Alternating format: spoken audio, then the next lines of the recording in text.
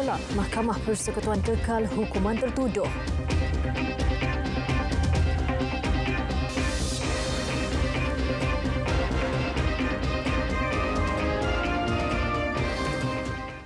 Assalamualaikum dan salam Malaysia Madani. Anda bersama saya Nur Zamri dalam berita tengah malam. Bagi kita mulakan dengan perkembangan ini.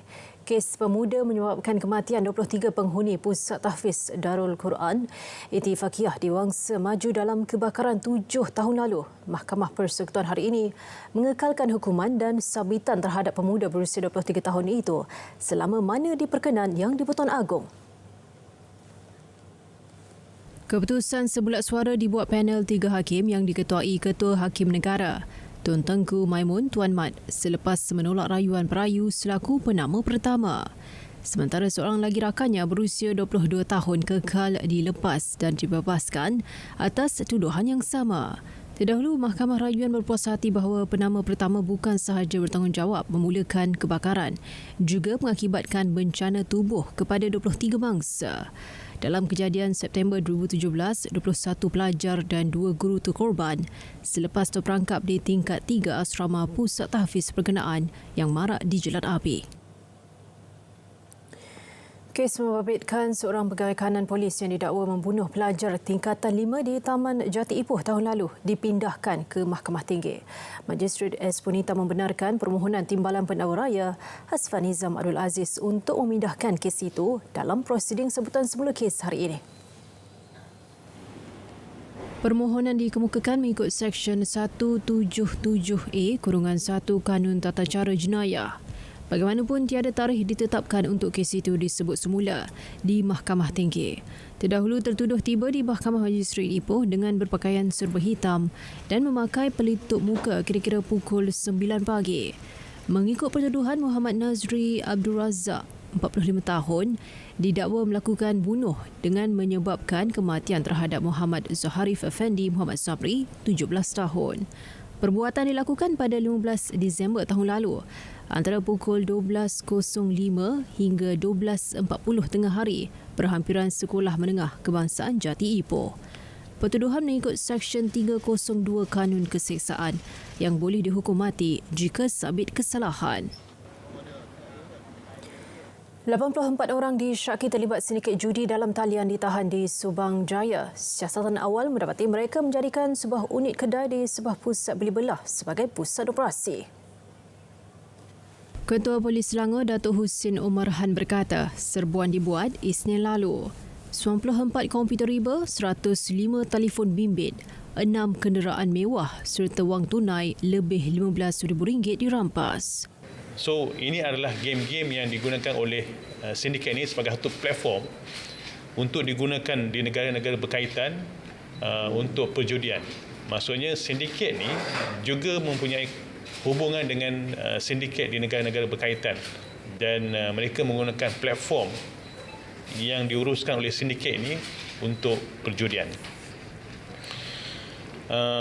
Dan yang ditangkap ini, mereka bekerja sebagai pegawai teknologi maklumat yang membina platform itu.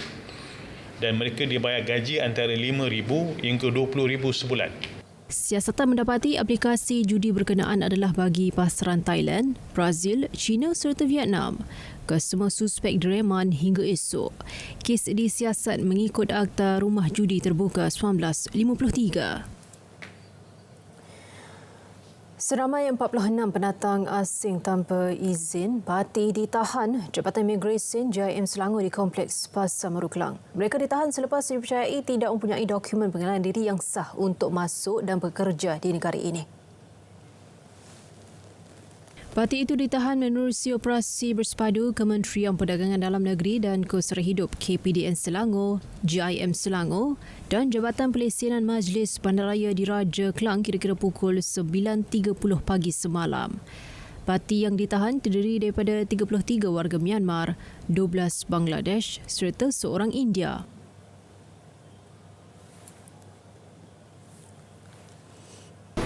Semua yang kami tangkap, semua yang kami syak melakukan kesalahan di bawah Seksyen 61C, iaitu memang tak ada apa-apa sebarang dokumen yang sah langsung. Itu saja tangkapan 40 yang melibatkan 46 warga negara asing tersebut. Mereka yang ditahan berusia dalam lingkungan 25 hingga 40 tahun dibawa ke Depo Semenyih untuk tindakan lanjut. Sementara itu, terdapat 3 kes membabitkan timbang sukat yang tidak dipatuhi peniaga, membabitkan kompaun berjumlah RM600.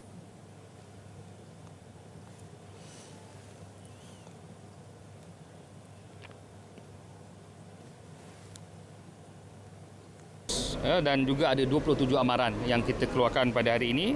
Dalam masa yang sama, MBDK ada kes 9 kes tak ada lesen dan juga tak mematuhi lah, dan juga kompaun dia adalah 4,500 yang dikenakan. Ada 9 kes pada pagi ini.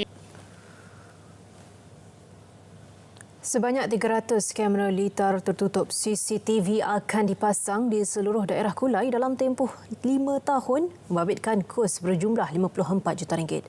Fasa pertama mula dipasang tahun ini membabitkan 25 unit CCTV yang telah beroperasi di 17 lokasi panas. 8 daripadanya berteknologi kecerdasan buatan AI bagi proses pengecaman wajah dan kenderaan.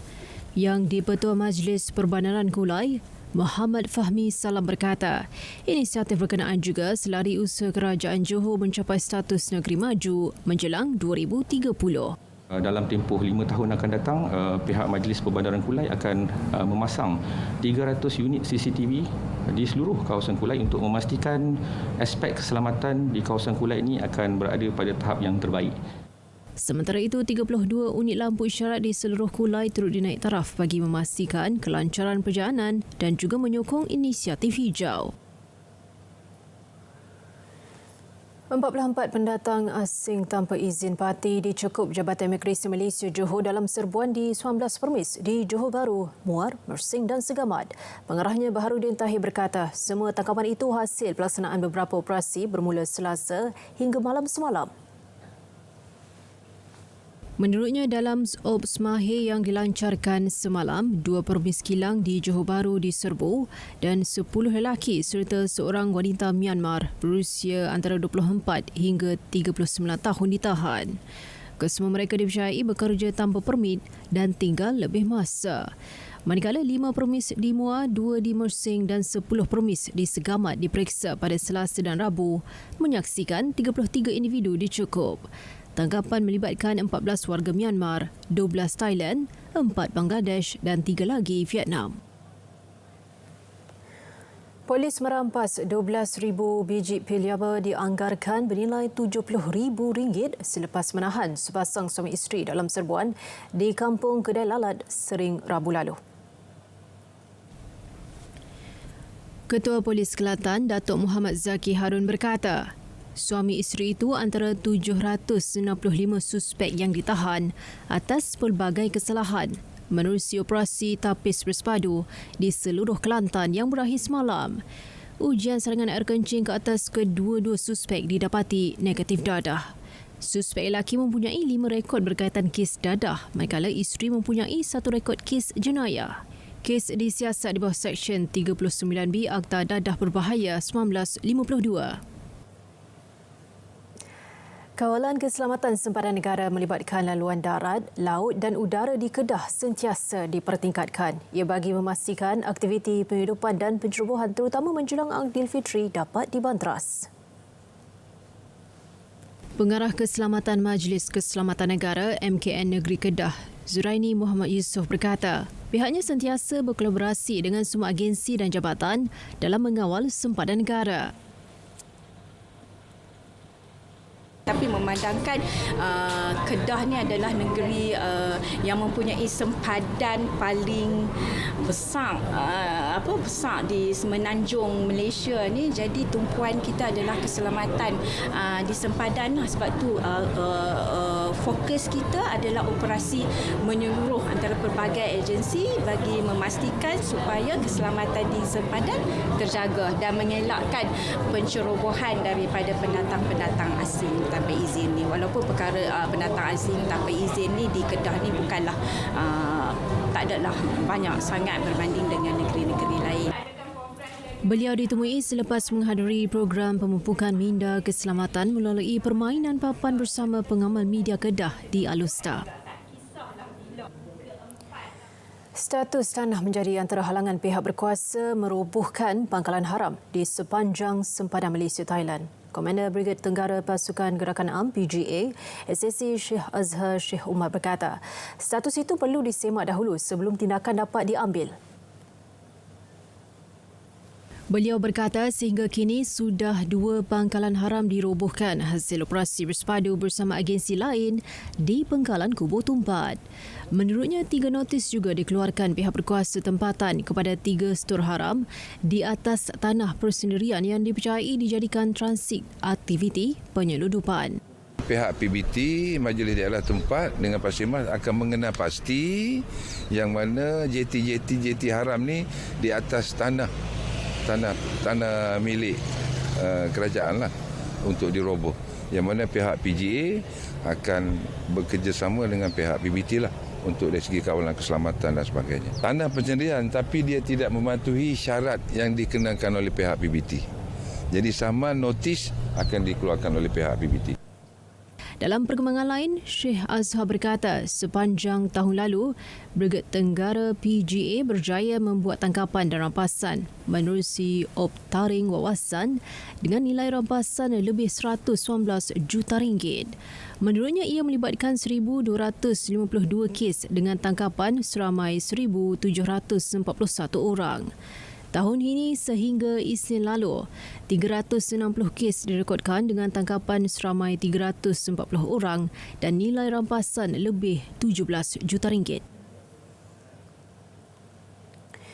Jabatan Alam Sekitar Kedah JS melupuskan 294 tan metrik barang sitaan hasil serbuan kilang haram di Pinang Tunggal dan Sungai Petani pada 18 Disember tahun lalu. Pengarah JS Sharifah Zakiah Sid Sahab menerusi kenyataan berkata, pelupusan dibuat setelah mendapat persetujuan daripada Pejabat Pendawaan Negeri. Kerja-kerja pelupusan bahan sitaan telah bermula sejak 17 Mac 2024 dan dijangka berakhir pada 27 Mac ini. Ia melibatkan penghantaran ke beberapa buah permis berlesen yang terletak di Kedah dan Pulau Pinang. Sehingga kini sisa buangan plastik yang telah dihantar ke permis penerima yang berlesen untuk tujuan kitar semula adalah sebanyak 633 buah beg bersaiz besar dan 52 bandela. 5 nelayan terselamat selepas bot dinaiki karam berhampiran muara Kuala Kedah awal pagi semalam. Pengarah Zon Maritim Kuala Kedah, Komander Maritim Nur Azriyanti Ishak berkata, kesemua nelayan terbabit ditemui pukul 8.05 pagi hari yang sama. Menurutnya mereka diselamatkan oleh sebuah bot nelayan tempatan yang berada di sekitar lokasi pencarian. Kesemua mereka yang berusia antara 34 hingga 39 tahun kemudian dipindahkan ke bot Agensi Penguatkuasaan Maritim Malaysia APMM dan dibawa pulang ke JT Batang Pinang, Kuala Kedah. APMM mengingatkan semua yang melakukan aktiviti di laut supaya mengambil langkah keselamatan seperti memakai jaket keselamatan, merujuk ramalan kaji cuaca dan memastikan bot dalam keadaan baik. Sungai Pahang di Kampung Pesagi Cenumaran kini semakin kering akibat fenomena El Nino. Sungai itu sebelum ini memiliki pelbagai spesies ikan dan menjadi sumber makanan serta pendapatan penduduk berubah wajah bagaikan padang pasir. Penduduk Sutafa Cik 65 tahun berkata, air sungai mulai surut sejak awal tahun ini dan mengering akhir Februari. Menurutnya kini keadaan bertambah buruk apabila hujan tidak turun dalam tempoh lebih 2 minggu. Tahun lepas tak macam ni, sangat teruknya. Tahun ni teruk lebih pada yang biasa lah rasanya. Start pada hujung bulan 1 cari, dia mula air surut sampai dah sekarang. Masa bulan 12 tu air parasan tinggi juga lah atas tebing tu. Cuaca, keadaan cuaca lah. Kami yang pun tak tahu juga benda keadaan halang ni kan. Lepas tu halang kita tak tahu juga kan. Kadang-kadang bulan 4, bulan 5 ni sekarang dah hawai, bulan 1 dah ada air dah, ada pasir dah. Menurutnya 50 sangkar ikan milik penduduk setempat terpaksa ditutup manakala lebih 150 sangkar dari kampung berhampiran turut berdepan risiko sama. Sementara itu Muhammad Yusof Mat Amin, 63 tahun berharap kerajaan Pahang mengambil langkah drastik menangani isu yang dihadapi. Dia punya pasir naik. Maknanya kampung kawasan ni memang teruk lah. Itu pasirnya. Seduetnya tak ada lah. 2-3 par pasir tapi lama kemudian itu pasir. Itulah tak tahulah. Minta lah KJM itu par pasir kat sini. Dia pun komun nelayan pun ada juga banyak ikan. Komun ada setengah tak ada ikan juga. Bukan semua. Banyak ikannya. Betul terjah juga lah. Di Kelantan, cuaca panas berpanjangan sejak sebulan lalu kini menjejaskan penternak ikan di kampung Lepan Jaya, Gua Musang. Kesannya mula dilihat apabila 2 daripada 8 kolam ikan berisi lebih 150,000 ikan air tawar semakin kering. Seorang penternak, Mat Nawi Husin berkata, setakat ini 1,000 ikan tilapia dan 100 patin sudah mati akibat air kolam surut. Menurutnya, ketika ini dia hanya bergantung kepada bekalan dari air tandak yang dibuatnya. Apabila dia panas, memang dia pertama sekali oksigen dia kurang lah. Apabila air tidak nak masuk ke salurannya. Lepas tu air tu makin sehari makin surut, makin sehari makin surut. Maka ikan tu tak ada kepanasan lah. Panas, dia mati dengan sendiri. Kita pun ambil satu kolam lah. Mana mati tu. Kita tak bila tak berapa dah lah. Pakai pindah-pindah cepat-cepat tu lah. Kita perlu sangat-sangat lah. Kalau je tu boleh bantu kita. Maknanya boring untuk air tu mencukupi dengan kolam kita. Kan boring tu dia boleh mentembus ke dasar-dasar batu apa. Ni maknanya boring dia buat tu kan. Jadi boleh 200 kaki ala ke dasar bawah. Maknanya kita boleh 100 kaki pada dah sini. Hanya sekarang ni kita kaedah kita 15 kaki je. Mat Nawi telah mengusahakan penternakan ikan air tawar sejak lebih 30 tahun lalu. Antara ikan yang terdapat di kolamnya ialah ikan kelah, patin, tilapia dan tungsan. Menteri Pertahanan Datuk Seri Khalid Nordin memaklumkan pihaknya belum menerima sebarang arahan untuk melakukan sebarang operasi pembenihan awan. Jelasnya, Angkatan Tentera Malaysia ATM sentiasa bersiap siaga melaksanakan operasi tersebut berikutan cuaca panas yang melanda negara ketika ini. Kita itu semua bergantung kepada permintaan oleh kerajaan. Jika ada arahan, seperti biasa Angkatan Tentera dan Kementerian Pertahanan kita bersedia untuk menjalankan apa-apa tugasan yang diberikan. Belum, tak ada. Saya tidak tahu sama ada kita akan sampai ke peringkat itu melakukan itu semua. Beliau ditemui media selepas menyempurnakan Majlis Penyampaian Sumbangan Hari Raya Aidilfitri di Wisma Pertahanan di Ibu Negara hari ini.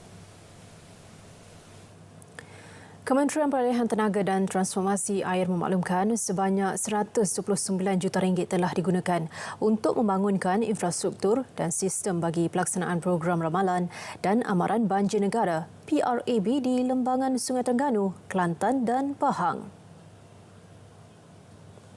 Ini termasuk pembinaan 347 stesen hidrologi, telemetri, pemasangan 132 buah siren dan sistem pemodelan banjir. Selain itu, sistem pemodelan banjir telah berhasil dikembangkan dengan menggunakan pendekatan hidrodinamik. Sistem tersebut mampu menghasilkan ramalan banjir untuk 7 hari ke depan dengan menggunakan data hujan yang diramalkan oleh Met Malaysia. Pada masa sama, pencapaian HIT sebanyak 5.6% merujuk kepada 18 kawasan yang telah mencapai ramalan amaran secara tepat. Sekaligus ia berjaya melindungi sejumlah 4,500 penduduk dengan anggaran nilai kerugian banjir berjumlah RM5.31 juta dapat dielakkan. Dengan pencapaian ini, keberkesanan sebenar amaran banjir keseluruhan adalah 62.1%. Pembangunan PRAB Fasa 1 telah berjaya membangunkan data hidrologi dan amaran banjir untuk digunakan oleh pelbagai agensi pengurusan banjir seperti Agensi Pengurusan Bencana Negara NADMA, Angkatan Pertahanan Awam Malaysia APM, Jabatan Bomba dan Penyelamat untuk persediaan menghadapi bencana banjir.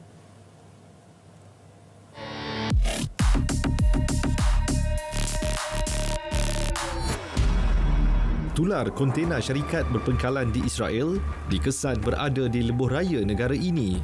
Kelibat kontena dikatakan dilihat minggu lalu. Keberadaannya mengundang reaksi yang pelbagai. Tak kurang yang mempersoal status sekatan masuk kapal dari negara haram itu. Semakan pasukan biar betul mendapati realitinya tak seperti didakwa. Kontena terbabit disahkan berada di negara ini, namun ia sebenarnya tak dapat restu Putrajaya. Sebaliknya, keberadaannya di jalanan terjadi kerana kecuaian pengendali pelabuhan. Menurut Menteri Pengangkutan, pihak pelabuhan telah diarah memastikan semua kontena berjenama Israel tak keluar dari pelabuhan. Ia juga perlu dikeluarkan ke negara asal atau negara lain. Namun lain pula jadinya. Pengendali pelabuhan tersilap, terkeluar, dibenarkan keluar satu kontena ini. Jadi memang kita akan reprimand pengendali pelabuhan ini. Pelabuhan telah diberikan satu amaran keras bahawa kita tak nak melihat mana-mana kontena ini keluar daripada pelabuhan kita. Apa yang sedia ada itu dia kena dikeluarkan secepat mungkin. So apa yang berlaku ini memang satu kesilapan daripada pihak pengendali pelabuhan dan kita akan reprimand pelabuhan tersebut.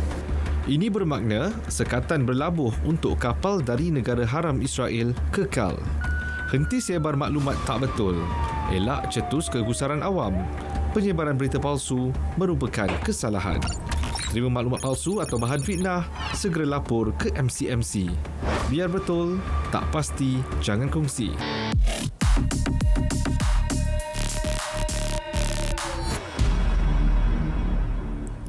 Bertemu kembali. Penggunaan teknologi dan inovasi terkini harus diperkukuh dalam mengekalkan kelestarian khazanah hutan negara.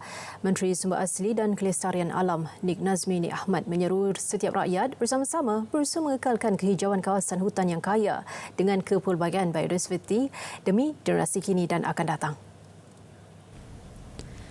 Dalam perutusan sempena Hari Hutan Antarabangsa, beliau menegaskan kerajaan komited mengekalkan sekurang-kurangnya 50% daripada keluasan tanah negara dilitupi pokok-pokok dan kawasan hutan selaras komitmen negara pada sidang kemuncak bumi di Rio de Janeiro, Brazil pada tahun 1992. Tambahnya, inovasi dalam sektor perhutanan merupakan elemen penting dalam mendepani cabaran alam sekitar global untuk memelihara hutan melalui gabungan sains dan teknologi serta penglibatan masyarakat.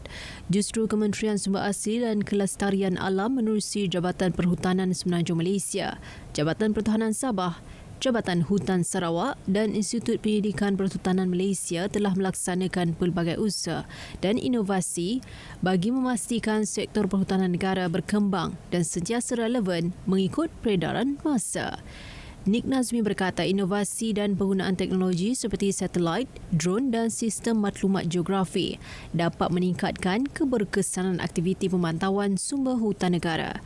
Hari Hutan Antarabangsa disambut pada 21 Mac setiap tahun bagi meningkatkan kesedaran masyarakat mengenai kepentingan hutan, pemeliharaan dan pemeliharaannya demi kesejahteraan masyarakat dan alam sekitar.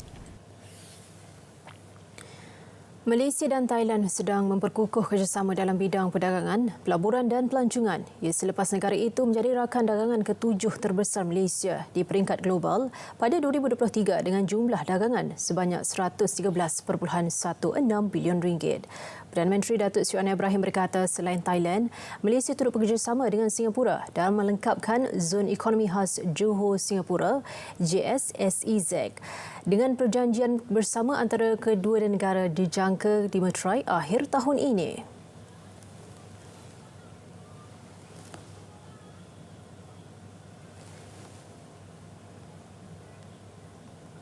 We are working with Prime Minister Seta of Thailand to have further collaboration, to enhance collaboration, economic, trade, investments, tourism between South Thailand and North Malaya, and probably would include North Sumatra. So this is the understanding other than the ongoing programs in ASEAN. Bercakap mengenai kerjasama Malaysia dalam ASEAN, kerajaan akan mengembangkan kerjasama dalam beberapa bidang termasuk pilihan tenaga, transformasi digital, kesihatan awam dan pendidikan.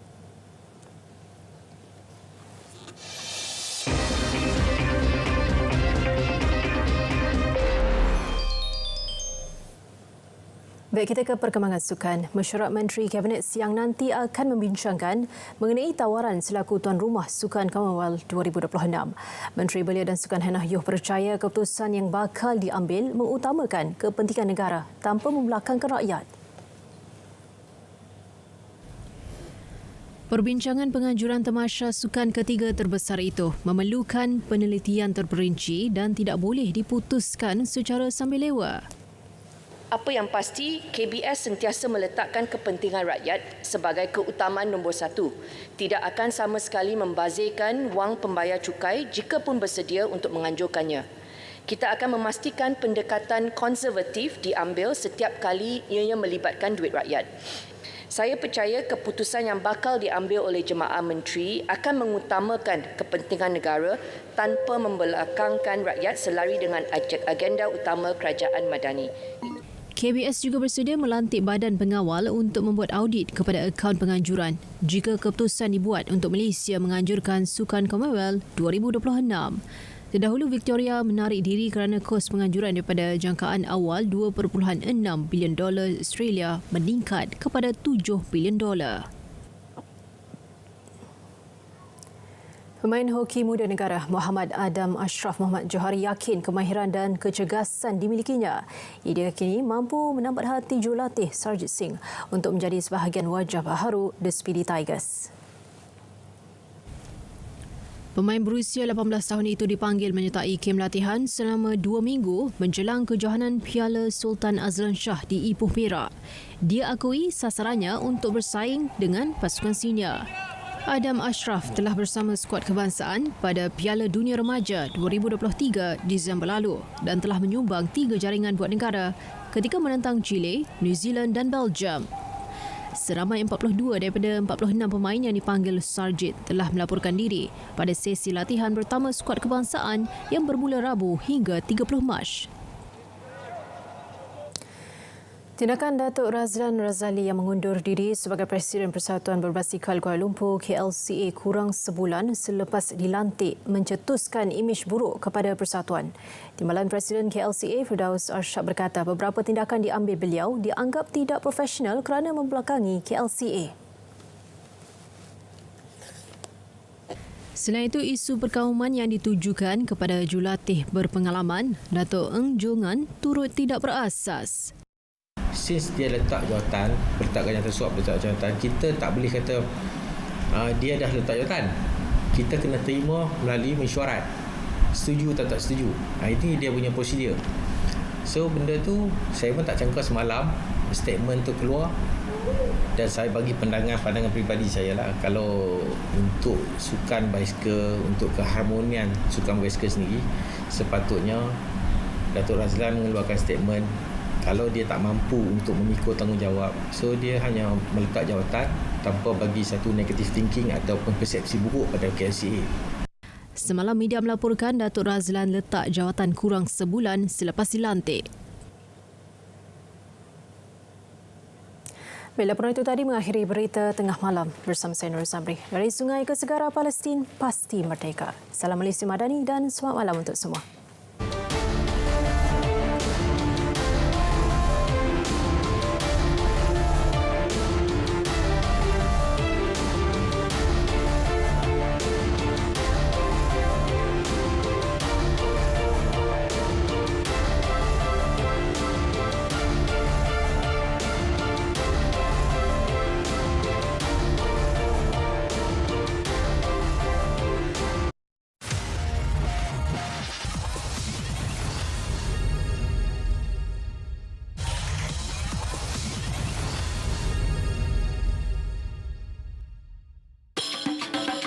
Bismillahirrahmanirrahim. Saya sekarang berada di hadapan Masjid Hasan Sani. Khilaf atau perselisihan pandangan adalah lumrah dalam kehidupan kita. Ikhtilaf itulah satu perkara yang biasa. Inilah sebuah perjalanan dengan 1000 pengertian.